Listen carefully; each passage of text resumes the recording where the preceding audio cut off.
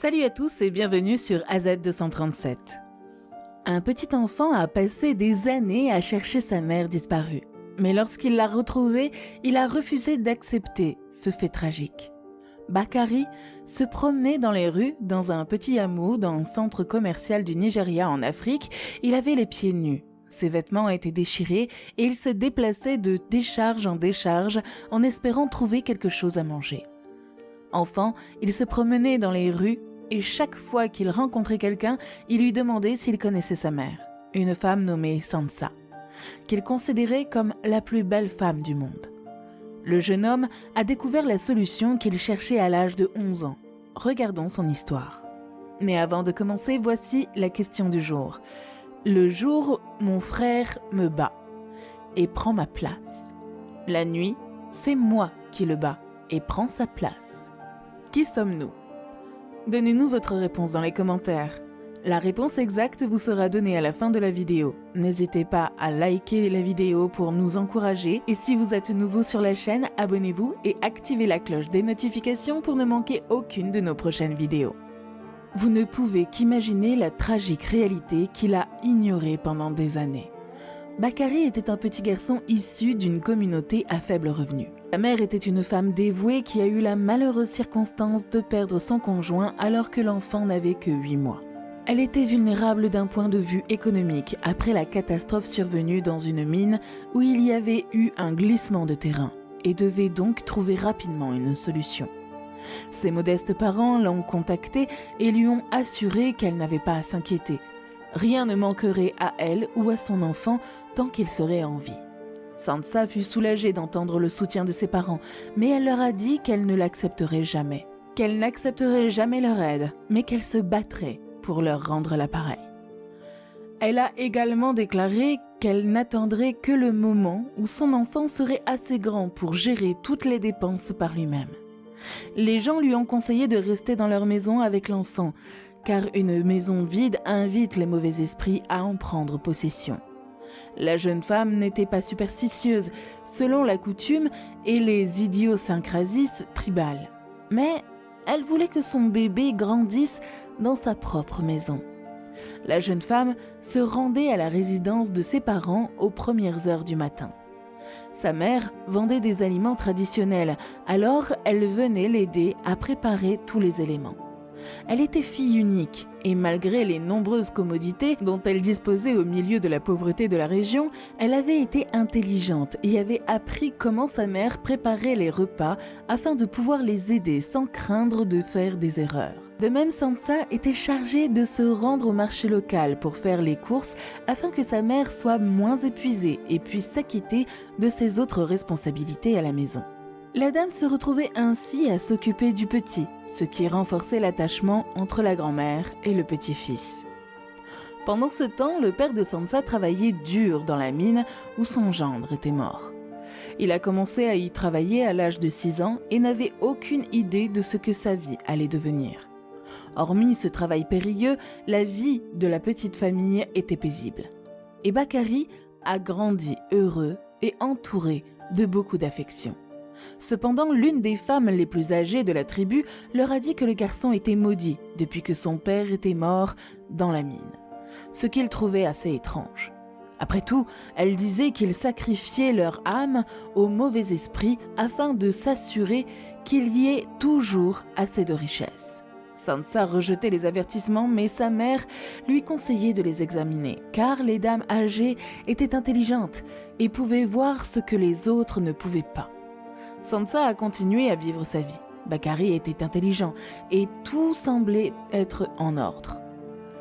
Sansa est partie avec son enfant un jour après avoir conclu la vente de nourriture avec sa mère, sans réaliser que c'était la dernière fois qu'elle voyait ses parents. Cette nuit-là, la mère de la fillette a omis d'éteindre un petit feu sur la cuisinière et cette étincelle a déclenché un incendie qui a tué les 2 parents. Sansa était maintenant déprimée. L'incertitude régnait dans sa vie. Elle partit avec l'enfant Bakari et se rendit dans la ville voisine car beaucoup disaient que c'était parce qu'ils étaient maudits. Elle ne pouvait plus le supporter et a dû l'abandonner. L'enfant avait environ 4 ans lorsqu'elle a quitté sa ville natale. Lorsque Bakary avait 6 ans, on n'avait pas l'habitude de le trouver seul, errant dans les rues, dans des conditions affreuses. Il a grandi essentiellement dans la rue, demandant des repas et voyageant d'une benne à l'autre, cherchant de la nourriture dans les ordures. Malgré sa situation difficile, les gens étaient frappés par le comportement gracieux de l'enfant. Il disait toujours bonjour, et s'il devait mendier quelque chose, il le faisait calmement et gentiment. Les gens le voyaient et se sentaient mal pour lui, car il était sale. Alors, ils ont commencé à lui donner des vêtements et des chaussures. Ces dernières, cependant, n'étaient pas utilisées, car il était habitué à être pieds nus. Certaines personnes lui offraient de l'argent, et au lieu de le dépenser en nourriture, le jeune homme le gardait pour une grande fête lorsqu'il retrouverait sa mère. Après tout, son seul intérêt dans la vie était de pouvoir être à nouveau à ses côtés.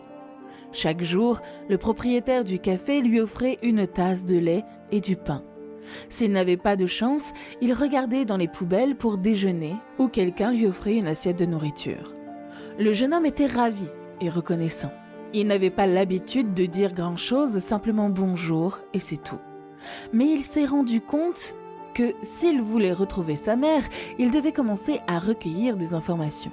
Par conséquent, il posait toujours des questions aux personnes qui l'aidaient. « Savez-vous qui est ma mère ?» Sansa est son nom.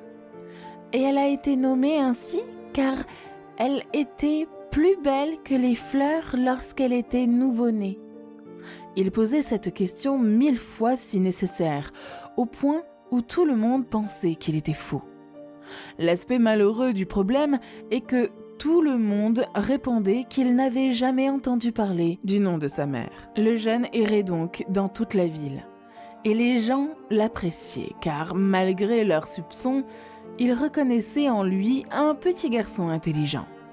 L'employé de la cafétéria lui a donc appris à lire et à écrire. Lorsqu'il a été un peu plus âgé, il a trouvé un emploi à la cafétéria et a commencé à y travailler comme une petite rémunération afin de pouvoir subvenir à ses besoins.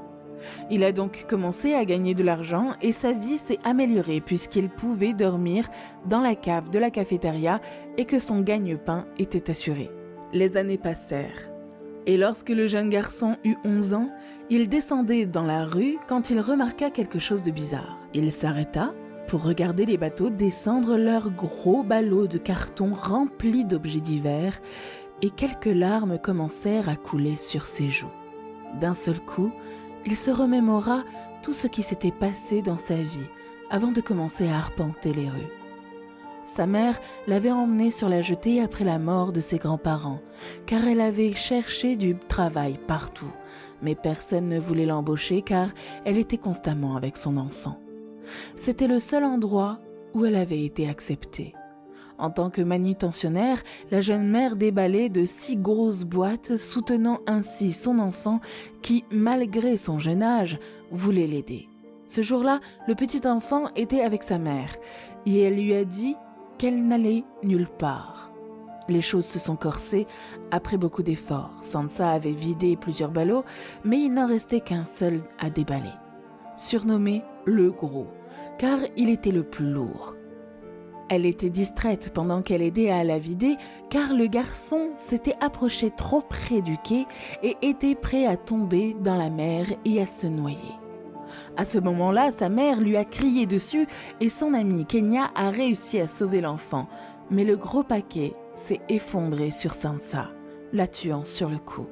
Bakary s'est souvenu de tout d'un seul coup et a réalisé que sa mère était morte à cause de lui. Il sanglotait rageusement et s'en voulait.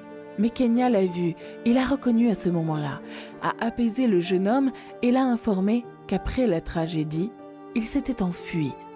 Et le choc de voir la mort de sa mère lui avait fait perdre la plupart de ses souvenirs.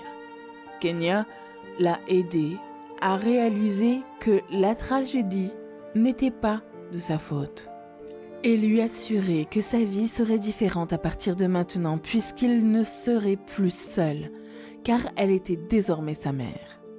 Elle lui a également demandé de respecter les autres, car son père a toujours souhaité qu'il soit quelqu'un de gentil. L'enfant est retourné au café avec Kenya et l'a remerciée pour toute son aide. Il est parti avec elle pour commencer une nouvelle vie. Les années passèrent et il devint un homme bien. Étudiant et diplômé avec les honneurs, la tombe de Sansa était fréquemment visitée par le jeune homme et sa mère adoptive. Quelle est votre opinion au sujet de cette histoire? Dites-le nous dans les commentaires. Et maintenant, la réponse à la question du jour. Le soleil et la lune. Bravo à tous ceux qui ont trouvé la bonne réponse. Nous voici arrivés au terme de cette vidéo. Merci de l'avoir regardée jusqu'à la fin. Surtout, n'oubliez pas de la liker et la partager autour de vous. À très bientôt sur AZ237.